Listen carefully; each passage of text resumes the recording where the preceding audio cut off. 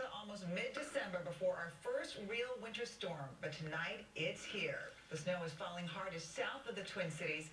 Within the last 25 minutes, we learned that part of the metro is in a blizzard warning.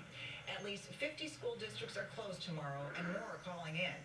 You can watch the bottom of your screen to check if yours is on that list.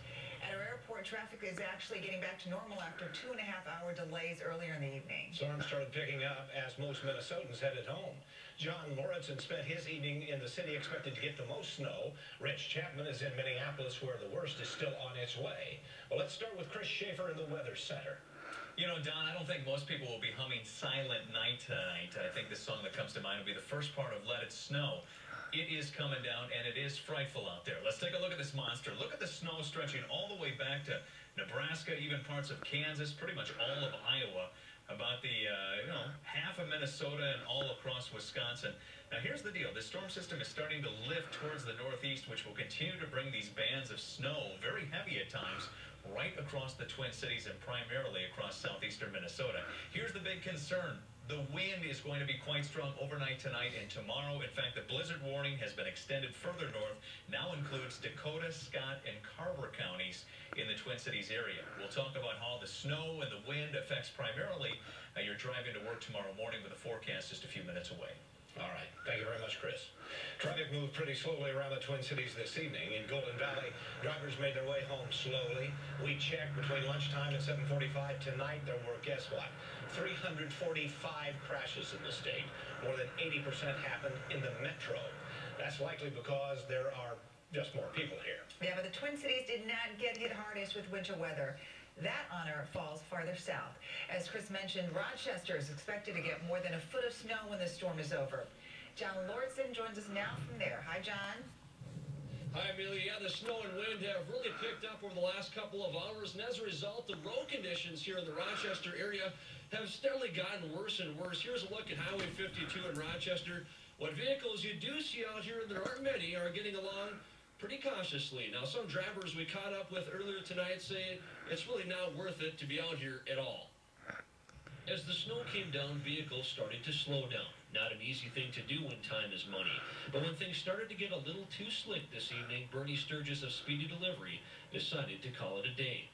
And he wasn't the only one. Plows are keeping up, but the visibility is just terrible. I've seen about 4 cars in the ditch, and glad I'm done driving for the day. It ain't going good. I've been come out of Missouri, and it's been pretty much like this all the way from Missouri to here, out to the cities. And cars all over the place, going in a ditch, hitting walls. In Rochester, school buses gave way to snowplows as after-school activities were canceled tonight. Travel is not advised in town. This man learned that the hard way. It was just really tough going. There's a couple spots that I flew over, just the road bumps, and I went wiggly ziggly, that type of thing.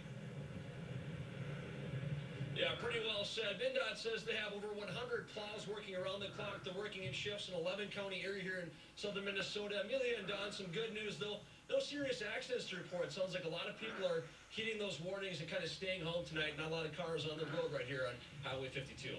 That is good news, John. Thank you. So what do you do if you start to spin out? Well, last year, Chris Schaefer asked the State Patrol. The advice, take your foot off the gas, look where you want to go, and turn the wheel slightly in the direction you're sliding. To see Chris's entire story about winter driving safety, go to wcco.com/links.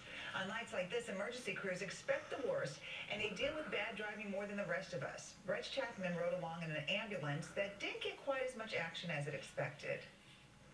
Rollovers, spinouts, and fender benders. A line of paramedics and emergency medical technicians respond no matter how bad road conditions are.